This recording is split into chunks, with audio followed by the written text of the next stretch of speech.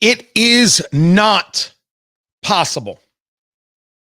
Kamala Harris is taking a second day off. A second day off. It is not possible. We are not living in the proper universe. Kamala Harris took off yesterday. She did not campaign. Well, Tony, she was getting ready for the big interview on NBC. How did that go? Not good. Not good. Kamala Harris could not remember the states that she was campaigning in. Couldn't remember. I mean, you prepare all day for this interview. By the way, you're a presidential candidate. You're the current vice president of the United States. And you need to prepare for a full day to do an interview? That doesn't make that's impossible. That is madness. This is a great example of Kamala Harris's inability to do the job. There is a reason the Biden team put her in the trunk. There is a reason that they said, hey, why don't we not have you, anywhere near, important things. Let's not have you anywhere near important subjects. Let's make sure that you don't actually have a portfolio. We'll give you the border. It'll never come up. Oops. Tony Katz, that is my name. Tony Katz today. Good to be with you. 833-468-8669. 833 got Tony. That's the number. That's how you get to be a part of the show and do all the things. What did Kamala Harris say in this interview? Well, certainly she wanted you to know that she had absolutely nothing to do, nothing whatsoever, with the mental decline of Joe Biden. When you're like, Tony, what do you mean she had nothing to do with it? Well, she didn't notice. She didn't know that there was an issue of any kind. No. Don't be silly. She never saw it. Only you people saw that. Everything she saw, this guy was top notch. This guy was first rate. This guy was on it every which way but loose. And how dare you ever question where I was, what I saw, and what I didn't say. Can you say that you were honest with the American people about what you saw in those moments with President Biden as you were with him again and again, repeatedly in that time? Of course. Joe Biden is an extremely accomplished, experienced, and capable in every way that anyone would want if they're president. And you never saw anything like what happened at the debate night behind closed doors with him? It was a bad debate. People have bad. If that was it, why are you the nominee? That's the follow-up. He's on it. He's cogent. He's cognizant. This is your answer still? After all this time, this is the best that the Democratic Party could come up with? Bad stuff. Bad stuff all the way around. But worse is this. This right here. This is from the office of the vice president. And what this states is daily guidance for the vice president for Wednesday, October 23rd, 2024. It says that at 1:25 p.m. Eastern time, the vice president will depart D.C. en route to Philadelphia, Pennsylvania. This departure from Joint Base Andrews will be pooled press, right? So a couple people that provide everything to the rest of the press. At 2:10 p.m. Eastern, the vice president will arrive in Philadelphia, Pennsylvania. Philadelphia International Airport will be pooled press. At 9 p.m. Eastern, the vice president, Kamala Harris, the vice president of the United States, will participate in a CNN town hall in Chester Township. Now, are you telling me that Kamala Harris isn't doing a campaign stop? Kamala Harris isn't going to give a speech. Kamala Harris isn't going to rally the troops. Kamala Harris is going to be in Pennsylvania, which, as we know, is critical to this election and could very well be the only state that matters in this election. And she's not going to do one event? That's impossible. This is the second day in a row Kamala Harris is not doing an event. That is impossible. Unless, of course, that's the plan. There's some other things going on with this campaign, including sending Obama and Hillary Clinton as surrogates to Michigan. That's right. They're sending the likable Hillary Clinton to Michigan to campaign for Kamala Harris. What is actually happening? What is going on here? And this is the part where if you are an ardent Trump supporter, you get angry with me. And I don't want you angry with me. I love you, right? We see things maybe a little bit differently. I'm voting for Trump. This is not something that I've been shy about, but I'm also not a Trump acolyte. I see issues. I see problems. I'm not a guy who's on board with tariffs, and I say so very, very clearly. I also recognize that the people who proclaim themselves never Trump are ridiculous and not conservative. I am. Trumpism and what we see from J.D. Vance and a lot of others, it's not conservatism, it's populism. I disagree with it. We have moments where we come together, and I certainly am much more connected to it, and we all do, than anything that the progressive left could ever send my way. There's nothing that Kamala Harris could do to get my vote based on her history and based on her statements. Zero. There's nothing this progressive party can do to attract me. They can't get me. They just don't have that capability. But I don't like everything I see in populism, and I say so. And that could cause disagreement between us. Doesn't that cause hatred? But disagreement's fine. I bring this up to you because we take a look at the Real Clear Politics average when it comes to the battleground states. I'm going to put this up for you if you're watching the live stream, because these numbers do matter, and they do matter greatly. Let me get this up there for you. That in every battleground state, Trump is ahead. Arizona, Nevada, Wisconsin, Michigan, Pennsylvania, North Carolina, and Georgia. He is up only 0.4 in North Carolina right now. It's a little bit of a drop. And he is up 2.5 in Georgia, which is an increase. That Nevada one is up to 0.9. And if you've been listening to me at all, the Nevada number blows my mind. I must admit, I don't even believe it. I don't. He wins Nevada. Hats off to you, sir. That's where I'm at there. But what is happening? Why is this happening? Because when you take a look at these numbers, you'll notice you do not see 50% anywhere. And this is where we're going to have a disagreement. But I think it is extremely important that we understand what these numbers are telling us and what we're seeing from Kamala Harris and how this all comes together, how this all combines. I have put forth that Donald Trump has a ceiling of support at about 48%. And we're seeing some 49. So, okay, he's pumping up there.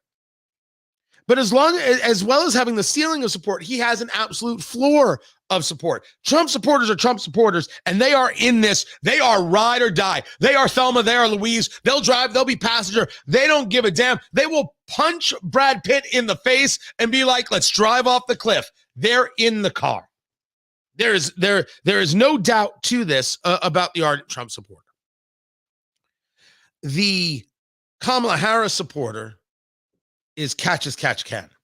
The Kamala Harris supporter is there when the vibes are good. And then when they learn about her, they're like, damn. And they want no part of it. When they have heard her talk, when they have seen her engage, when they witness her inability to engage with the press or with the people, they say, I'll pass. And then when they take a look at the absolute madness that is Tim Walz, they say, oh gosh, no. Not at all. Want no part. Thank you, Cleveland. Good night. What we're seeing in the polling is the people recognizing that Kamala Harris is not worth their time. But you do not see in the battleground polling as of yet, less than 2 weeks from the election, that massive push to Trump. Rather, you see some incremental stuff. You see his support and a little bit higher, but not a massive push. The reason I bring this up is not that I don't want Trump to win. I do. I have said so as clear as day. I think on a sheer policy for policy basis, if you don't want to engage, oh, this person has no character, oh, this person has lousy character, fine, great. They're both terrible character people. Can we talk about policy? I mean, if that's the way people are going to do it and they want to vote on character, there's no way you look at Kamala Harris and say, my gosh, that's the person I want to be around. A person who kept people locked up when she was attorney general and then brags about guns and, oh, look, I've got a Glock. You mean the same weapon you worked to keep out of the hands of California citizens? You worked to keep that gun out of the hands of Californians. Don't tell me about your character. Indecent stuff. I'm going to say Willie Brown, and we're going to be done with the character conversation. I can leave it there and then get to policy. We can have a policy debate. The reason I think that this is so incredibly important is that it is important for everyone who is on the side of Trump to know that the thing that is going to move voters in the future is the fight of Trump and the ability to share an idea of how the country can be better, how it can be great, if not great again. That's the key. I think that the numbers tell us that if this is about personalities, they're not totally sold on Trump's personality, but they absolutely despise Kamala Harris's. And when they look at the part two, who's going to make their life better? They made a decision. There are people, and I will argue that that Kellyanne Conway was very wrong about this, and she's been right about so much stuff, and she's hard to steal, and she has had to be. She said, it was at the Democratic convention, try and get these policies without Trump. It's saying that the policies in Trump were not something that could be separated. I think that's a terrible message. I think it's the wrong message. You want the fight of Trump in future candidates because win, lose, or draw, there's going to be somebody else running for office, isn't there? And so I think these numbers are not a problem. I think they're actually telling a fantastic story of where the party needs to go. Tell your vision. Share a promise for a future. Don't just make it all negative. And don't get Americans stuck in the muck, in the mire of this woke, insane, nonsense garbage. Don't give them pseudo-intellectualism. Give them honest answers. Don't give them platitudes. Let them afford eggs and milk. These are the things.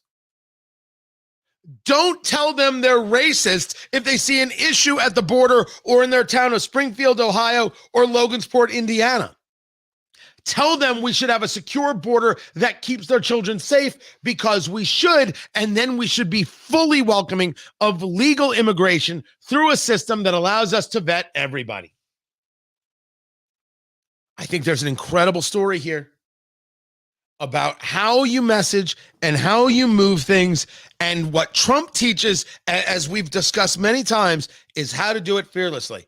Don't buy into a media narrative. Don't buy into media weakness. Don't let them dictate the terms. They have proven themselves to be wholly untrustworthy. Now, this is going to lead us to that story in The Atlantic, where allegedly Trump says, I need the kind of generals that Hitler had. And, oh, look, here's his former chief of staff, John Kelly, saying this and saying that. They also said that he said something terrible about Private Vanessa Guillen, who was killed. a soldier who was killed. Her family says Trump has been unbelievably kind to them, and the family voted for Trump. So we'll discuss this Atlantic story and how one pushes back. But I don't think these numbers are telling us that this is a Trump phenomenon. I think these numbers are telling us that this is a Democrats phenomenon. It's the Democrats who have to learn from these numbers and what they mean. If the election's held today, I absolutely believe, like you do, Trump wins. I wholeheartedly believe it. There's a lesson here for the GOP, even this populist GOP. There's a bigger lesson for Democrats. And honestly, for the first time maybe in forever, I think the Republicans have a better chance of learning the message than the Democrats do. Because they built this monster of wokeness and the monster needs to feed. And I'm not so sure how it's possible they're going to not feed it by giving it the same level of this guy's a racist, this guy's a fascist, everything in America is terrible, yada, yada, yada. These numbers tell a story. And the top line is Trump's winning. And why is Kamala Harris not on the campaign trail? Because she's part of the problem and part of the reason why Trump is doing better every day. I'm Tony Katz. This is Tony Katz Today.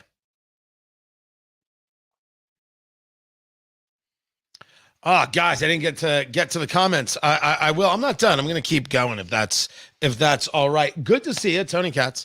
Happy to be here. We're in commercial break right now. You guys know we do the show with the radio show. So the radio show plays across Indiana. You'll hear in the evenings in Memphis, KWAM, KWAM, the mighty KWAM, and then KMRG in Tulsa. Airs weekends all across the country. You can find me on X at Tony Katz. Find everything at TonyKatz.com. Instagram, Tony Katz as well. I'd appreciate it if you were following all those places. Buy guns, buy ammo. Love the live stream. Thank you, man. I like doing the live stream. Steve, I am 65 years. In my 65 years, have I ever witnessed an election like this? Yeah, this is weird. This is unique. Jason, who was listening yesterday, you said it yesterday, either the fix is in or they're giving up and know that Trump has it. The fix is in argument. Let me just write myself a note here. The fix is in argument is a conspiracy theory one. And it says she doesn't have to worry about campaigning because she knows that all these cities are going to, all these states, I should say, they're going to change things. They're going to move things around and they're going to make it so she won and they're all going to be in on the, on that game. Yeah, I don't think that's coming. I do not think that is going to be the lead story there. If that's what she wants to depend on, she can. I don't think you can do that in 3 battleground states. And let me say for the record, I think Pennsylvania was a big hot mess in 2020. I think Fulton County in Georgia was a big hot mess in every way. But I could say Biden won, and that's that. I'm sad that the Supreme Court didn't take up the cases, and a bunch of others did not take things up like they should have. I'm just finishing up some notes to myself, guys. I apologize for that. I usually do this before the show, and I have it all set up, but I was doing a bunch. I'll just get that right there, and then we'll be good to go. Talk to me there, producer Kevin. How much time do we have? 1 minute and 10 seconds till we come back. Let me get rid of this here. Obama, writes Becky, is taking over for Kamala Harris in the campaigning. All right, so I had this conversation with Ed Marcy, which I'll play later on the show. You can go to WIBC.com and you'll be able to hear it. We'll get the video out and you'll get that on YouTube. Tony Katz, be sure to subscribe. Obama and Hillary are going to Michigan to campaign for Kamala Harris. Not the candidate in a state that they got to have. Obama and Hillary. that is bad news. That is indeed telling the story. Bob Richards, doesn't matter who votes, just who counts the votes. I get the logic, man. I do absolutely positively get it. I'm just telling you where I'm at. I don't know if that's going to be the case. All you do is lie? Tanya, why don't you tell me what it is I've lied about? Go on. You got room. Just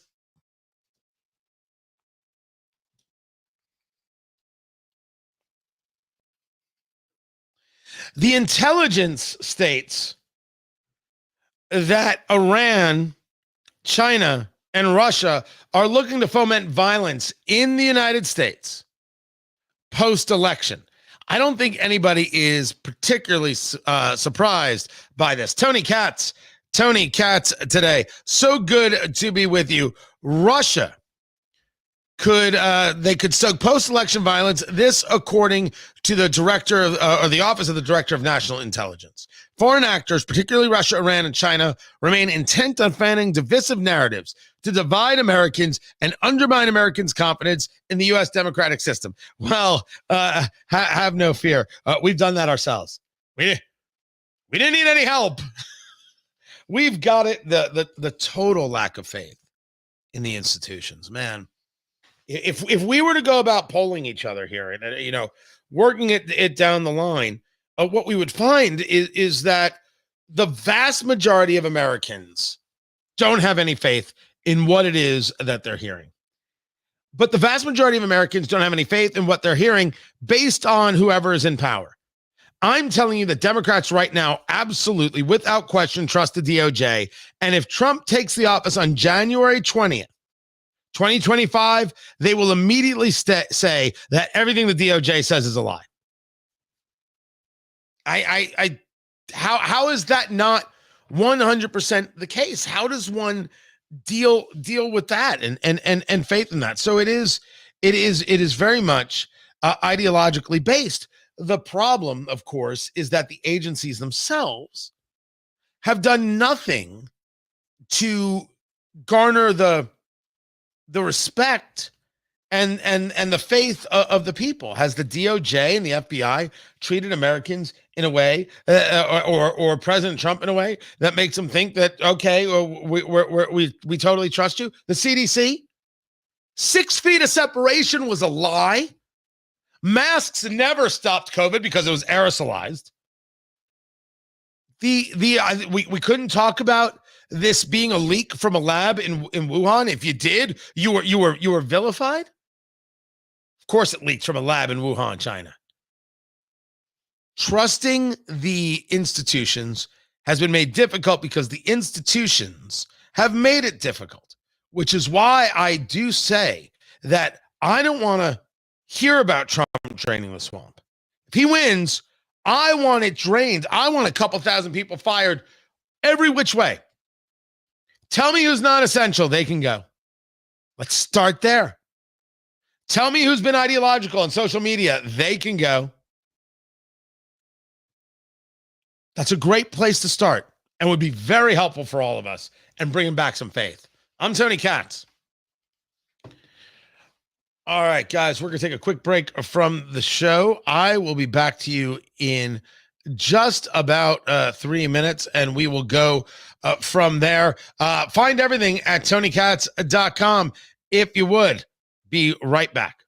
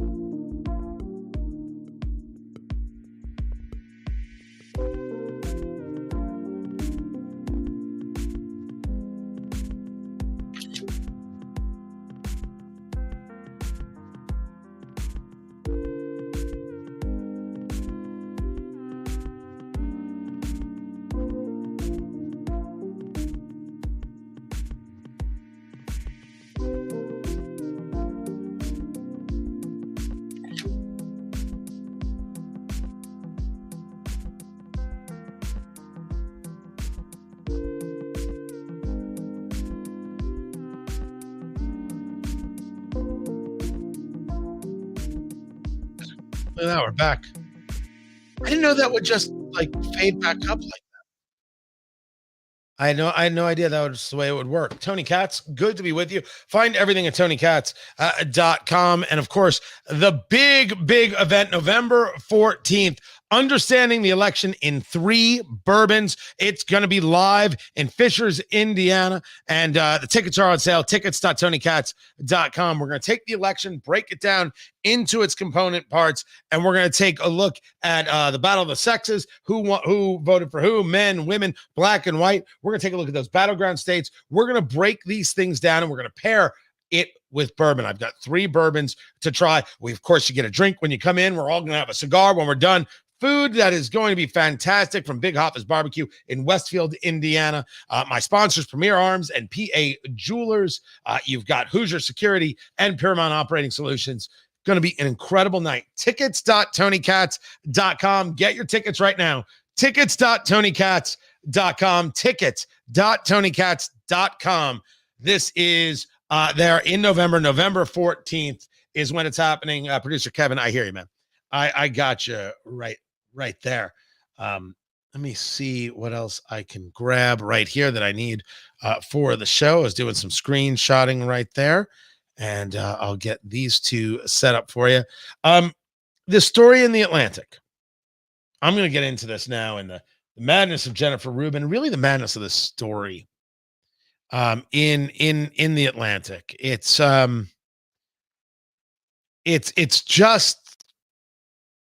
just ugly stuff. This story, and it's a question of what is it that you believe? What is it that you're willing to believe? Do you trust what it is you're being told? And when it comes to Trump, 2 weeks before an election, why do you think I won't think that you're lying? So I've got that story. Now,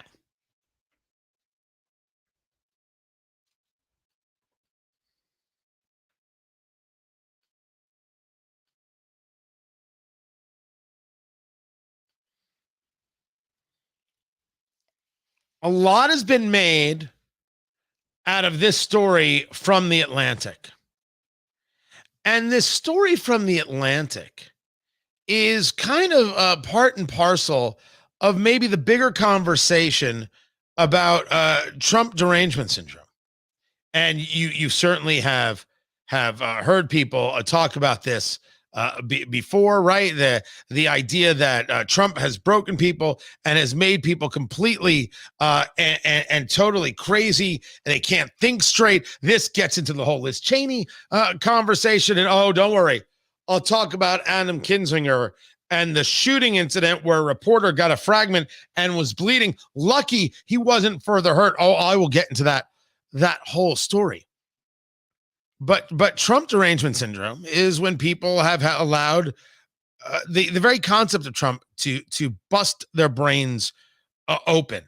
And I bring it up for the very idea, again, of trust. It's a little bit of a carryover. I don't always do that when I'm doing the show, but I thought it was important for the sake of what it is all of us are experiencing, not just in an election, but what happens on November 6th? What happens after win, lose, or draw, however you see the win, lose, or draw?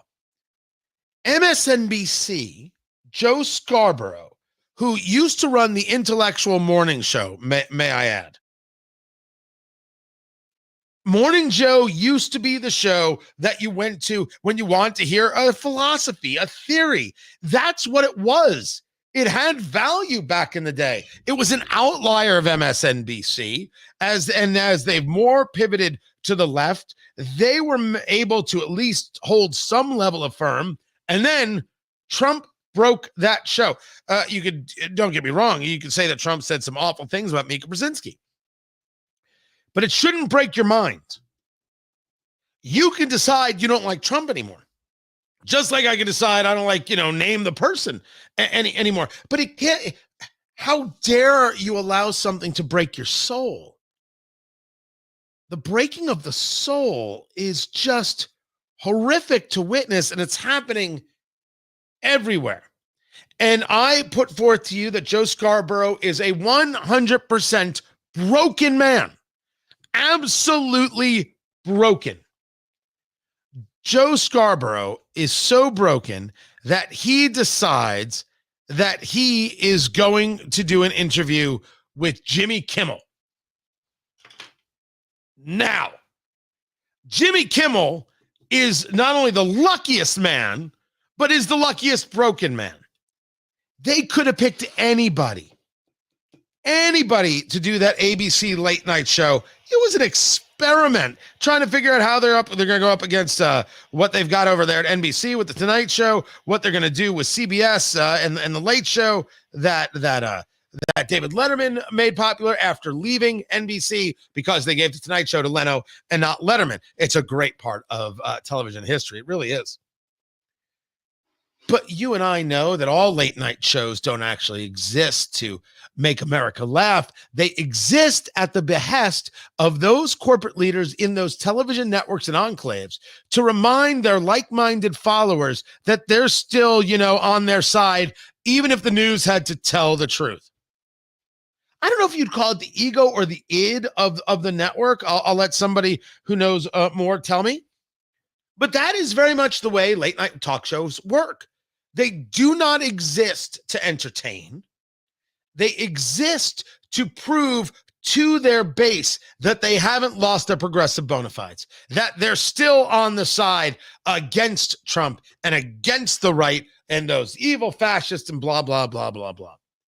And then very often they end up talking to each other. The late night hosts, they've all created a pact amongst each other that they're all going to be nice guys. They're not going to worry about ratings too much because the networks don't care about ratings too much. As long as the network still has Mercedes as a sponsor, they're going to be just fine. True or false? I'm sorry if nobody's ever discussed this with you before, but this is exactly what's happening. 100% what is taking place. They have created a pact amongst each other, never to go after each other, never worry about who's on top, never step out of line, ever. And the networks all accept this because there's a base level of support. And as we have discussed, the purpose is not entertainment or ratings. The purpose is a signal. A virtue signaling to their base that their leftism is still intact. Thus, MSNBC, what used to be the intellectual morning television show, they bring Jimmy Kimmel onto the show to have, a serious conversation? I'm an optimistic person. I'm not hysterical. I laugh when people say, oh, you've got Trump derangement syndrome. Yeah. I think if you're a reasonable person, you should have Trump derangement syndrome. Okay. I'm smoking a cigar, guys. The Oliva, a Serie V, Melanio, a box press. I'm a reasonable person. I haven't lost my mind.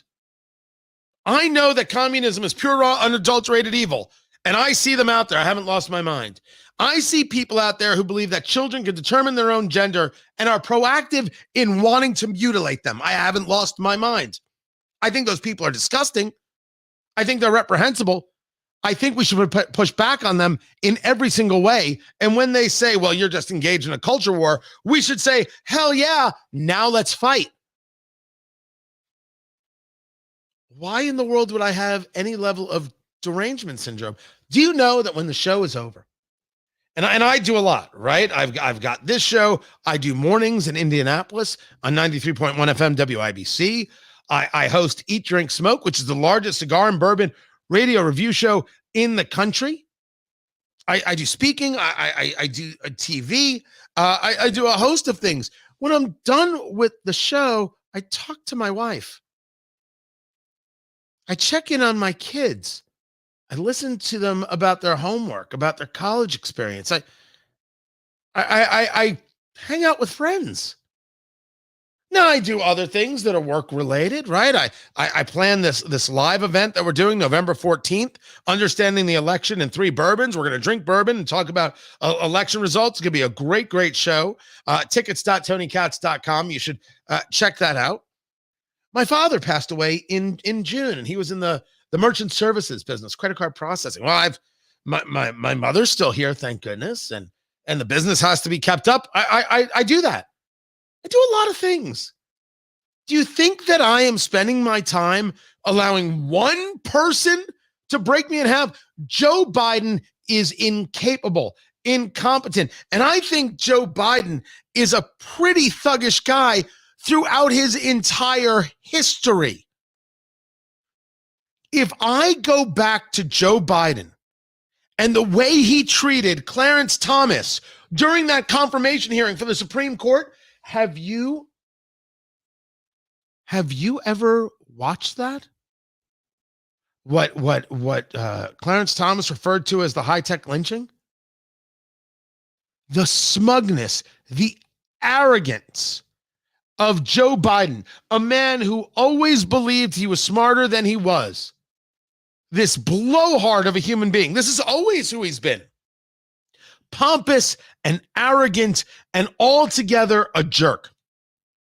Really and truly. I don't lose my mind over him either.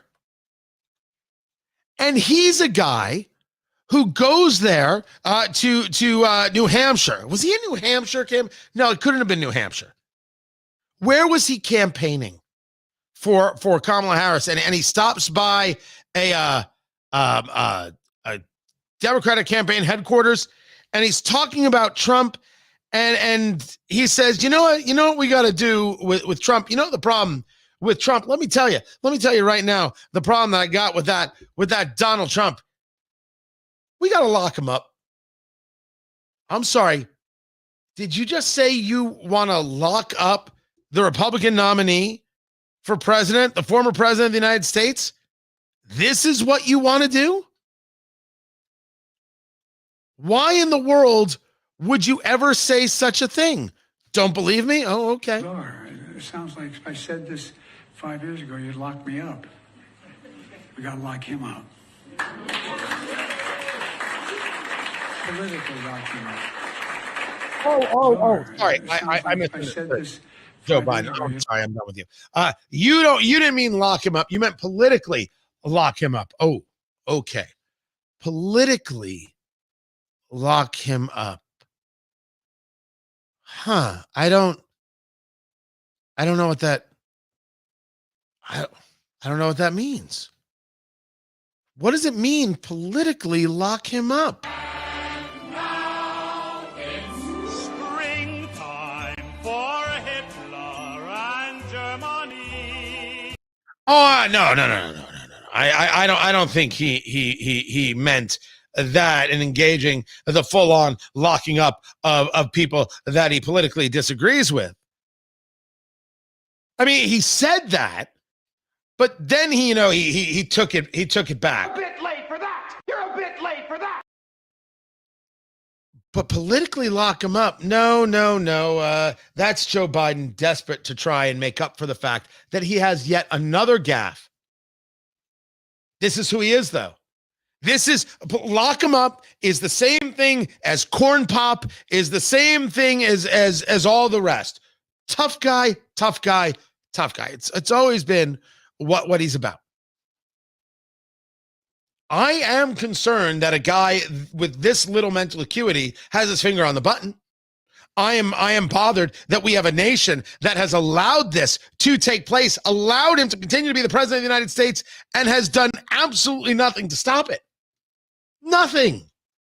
This danger that is Joe Biden. I don't have derangement over it. I then go on with my life. I say, how do I go about defeating this guy? How do I go about sharing with people a better message forward? How do I put a stop to this, what we see on college campuses, whether it be the communism or the outright bigotry? How do we get more connections in those ways, right? I try to think of how I positively can impact the life around me. I don't have derangement. Rational people don't do this. Irrational people are Jimmy Kimmel, and he thinks that this is somehow comedic, somehow interesting? He thinks that this is the thing that really connects. I'm an optimistic person. I'm not hysterical. I laugh when people say, oh, you've got Trump derangement syndrome. Yeah. If you're a reasonable person, you should have Trump derangement syndrome. Right. And by the way, I think he has derangement syndrome about us, too. The fact of the matter is, this is a dangerous person. This is a stupid person. And that's a bad combination. And I think what we're forgetting, I keep forgetting it, and I have to keep reminding myself, is he's not just running for president. He's running to stay out of prison. And that's a pretty powerful thing. Some people run for power. Some people run for glory. Some people run for all sorts of things. That much is absolutely true. I couldn't tell you why Trump is running. What I can tell you is that if the argument is you can't vote for someone because they're stupid, no one can vote for anyone. You're always going to have somebody. You're like, oh, they're stupid. We utilize that term and we just push it out there. And this is considered, this is a real moving interview with a guy who hosts a late night show where going after his own side, pointing fingers at the political left is verboten. One should not be deranged, and one should not lose their head, and one should not lose their cool. But one should recognize when some people are no longer worth your time or your attention. Let's be clear that what Fox has done in allowing Gutfeld to do this show is unbelievably important. I don't know Greg. I think I've had him sign a book before. I've said hello to him once. I've never done his shows. Anything else. Truth is, I don't think the guy likes me, which is weird because we've never actually interacted. But he doesn't know who I am. It doesn't matter. But him doing late night TV and Fox doing this, which is a very large departure for them, proves that it can work and that there is room and that America doesn't want what it is that these networks push their way. And it's why they move into other things and look for other things. And this is a great example of why we need to be very supportive of that in every way. But understand what it is Kimmel pushes on his audience every single day. How do you expect them not to be in some level of derangement when he's leading that show? I'm Tony Katz. Yes, I was late. Sorry there, Kevin, but thank you for staying on it, man. I appreciate it. Yeah, so we have breaks that we have to do at certain times, and I totally missed it right there. Let me go to thank you. In June. He did. I appreciate that. Thank you so very, very much. Rain, thanks for listening. First of all, your name's Rain. That's awesome. Reign. Is that your real name? Because that's Rain Bannister. Dear Lord, you should be an Earl. A name like that. Let me see. Let me go through the rest of the anything else. Any of the other comments that I may have missed. I appreciate the comments though. If you listen to Kimmel, you get what you deserve. Well, I think the problem is that certainly people are listening, but they're listening for the reinforcement of that message that they're right to feel the derangement. That's a terrible thing to listen for. You should listen to be entertained, right? I'm not wrong about that. Shouldn't you be entertained? Are you not entertained? Like, shouldn't that be the thing? I thought that should be the thing. I got so into that I didn't get into the story about the Atlantic. Oh, I'm going to have to get back to the story about the Atlantic. Oh, Lord. Oh, I feel bad about that. I feel terrible about that. And yes, Howard Stern. Anybody's entitled to their politics. I'm not going to tell anybody no that they can't have their politics. But yeah, Stern's disappointing. Never meet your heroes. Never. Never, never, never. What this shell of a man is compared to what he was. Is it money? Is it money or is it fame? Which one does it? Right there. Because it's one thing to say I'm not voting for Trump. It's another thing to do the stuff that he does. And to say it in such a way. Super, super disappointing. For sure. I'm thrilled that you guys are here. I go to X and follow if you would. I should have had this running. Tickets.tonykatz.com for the event November 14th. Understanding the election in 3 bourbons, and on X at Tony Katz. I'd appreciate you being there. What are we getting to? Oh, Starbucks story. Yeah, they're having issues. They are having some serious woes and problems as sales keep going down. I have a theory. As to why this is, and I will get to that theory coming up. There, producer Kevin, how long do we got? Sounds good. Keep it right there, guys. I will be right back.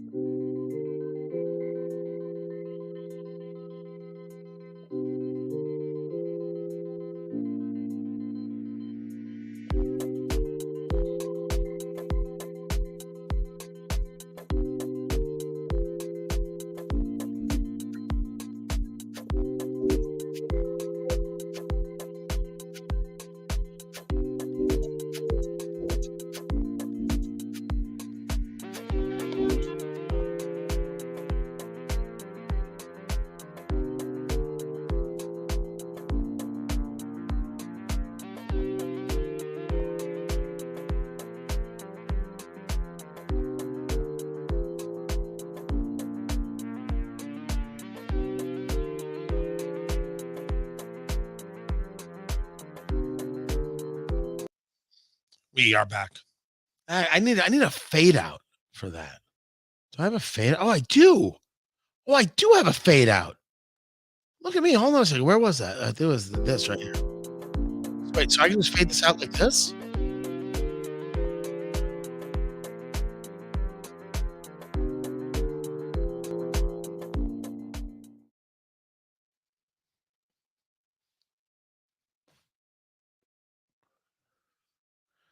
The problems over at Starbucks continue to grow.